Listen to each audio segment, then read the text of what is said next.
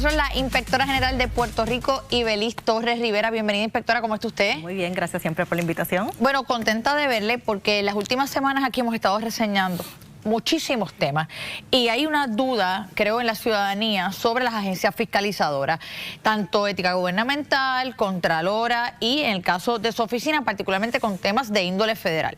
Voy a comenzar con una investigación que fue publicada por su oficina que tiene que ver con las escuelas públicas Alianza. ¿Cuáles fueron los hallazgos específicos? Porque si mal no entiendo, estamos hablando de casi 80 millones asignados a estas escuelas públicas Alianza, cerca de 35.7 millones no se han podido desembolsar por problemas en la fiscalización de ese dinero. Sí, problemas administrativos. Realmente, pues nosotros ya habíamos tenido unas reuniones con la Oficina del Inspector General Federal del Departamento de Educación y se había traído la posibilidad de colaboración para que la Oficina del Inspector General de Puerto Rico evaluara el desempeño de lo que tiene que ver con los fondos asignados a las escuelas públicas Alianza. De ahí la oficina realiza un proceso de evaluación y en efecto pues se determina que hay que fortalecer todo lo que tiene que ver con el andamiaje administrativo y los recursos que están destinados a fiscalizar el desembolso de esos fondos que son asignados, pues obviamente, ¿verdad?, a otros entes para que administren estas escuelas. Así que hay que robustecer los controles, la fiscalización que se exige por parte del departamento para poder entonces también monitorear lo que tiene que ver con la administración. Fallando? ¿Dónde está ocurriendo las fallas? Son muchas fallas. Porque realmente la realidad estamos hablando... es que yo me estaba mirando su informe y es algo que es burdo. Estamos hablando de 11 escuelas que fueron estudiadas. 10 de ellas, 10 de 11 no habían presentado los informes anuales, no habían presentado los estados financieros que se requieren a 90 días del cierre. Así que realmente hay un incumplimiento craso de estas escuelas públicas Alianza. Hay una cantidad de fondos sustanciales sobre la mesa y yo creo que no se puede meramente excusar con que mira, hay un sinnúmero de fallas. Hay que poder identificar dónde estamos, quién es el responsable. Pues hay mucha falta de personal también, Alexandra. O sea, no podemos despintar el hecho de que hay falta de recursos, de que se necesitan recursos especializados. La evaluación de estados financieros no la puede hacer cualquier persona, se requiere personas con conocimiento. O sea que hay falta de personal en el departamento. En el Departamento de Educación hay falta de personal pericial, porque igual que, ¿verdad?, en muchos otros sitios tenemos que hablar de que no es lo mismo un personal administrativo cualquiera, un personal con un peritaje en el área de contabilidad, finanzas, contadores públicos autorizados que puedan hacer la función y la labor, ¿verdad?, que corresponde a la evaluación de este tipo de data. Además del área de cumplimiento, donde se necesita reforzar también lo que son los departamentos de cumplimiento, que también requieren un personal especializado. Yo debo de resaltar que el secretario Eliezer Ramos Párez, porque me gusta ser objetiva y justa en los procesos de evaluación que hacemos, contestó de inmediato y comenzó a implementar las acciones correctivas necesarias y ya inclusive tenía unas corriendo en el proceso de examen de la Oficina del Inspector General. Y creo que eso hay que destacarlo. Sin embargo, hay mucho trabajo por realizar, porque el departamento administra un presupuesto demasiado grande. El presupuesto asignado a estas escuelas es un presupuesto millonario. Estamos hablando de una cantidad significativa de millones de dólares.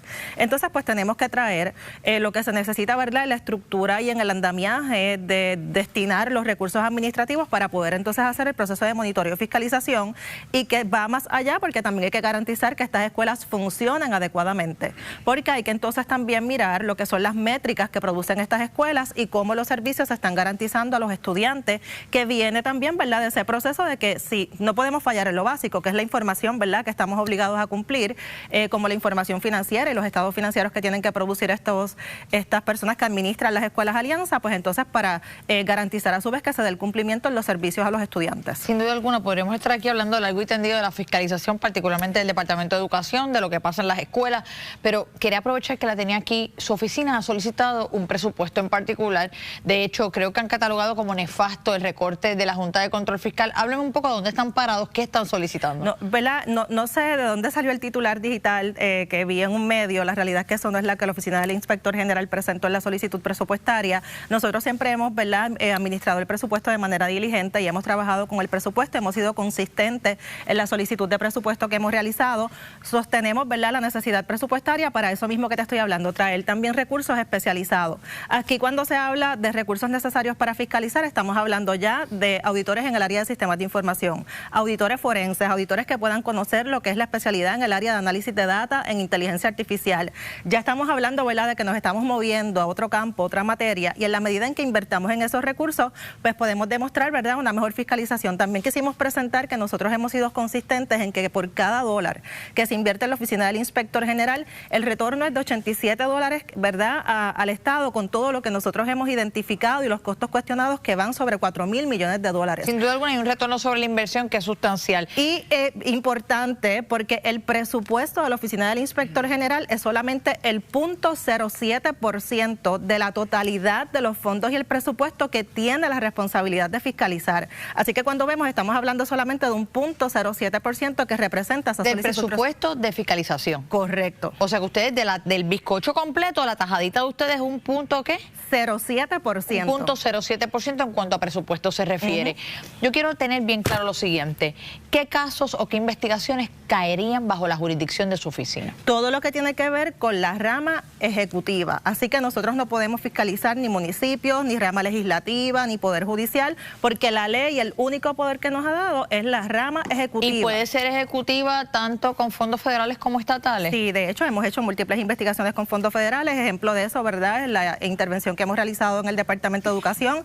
Nos hemos movido a realizar intervenciones con agencias federales también, hemos publicado los resultados y de hecho debo resaltar que tenemos un 74% de acciones correctivas implementadas por las agencias a las que hemos fiscalizado, que eso lo hemos logrado también a la implementación de nuevos sistemas tecnológicos. No puedo perder la oportunidad de que la tengo aquí. Durante las pasadas semanas aquí se han discutido unos temas y la pregunta es precisamente dónde está la fiscalización de las diferentes oficinas. Uno es el de los centros de inspección, donde tenemos la emisión de malbetes de forma fraudulenta sin que se remita al gobierno unas cantidades, pero también tuvimos las alegaciones o las expresiones y la declaración jurada y acusación que hizo el exsecretario de Salud, Carlos Mellado, tanto en la oficina del FBI como también al inspector general y al Departamento de Salud Federal, diciendo que recibió presiones indebidas para la cancelación de la adjudicación de contratos, particularmente en fondos contra el fraude de Medicaid.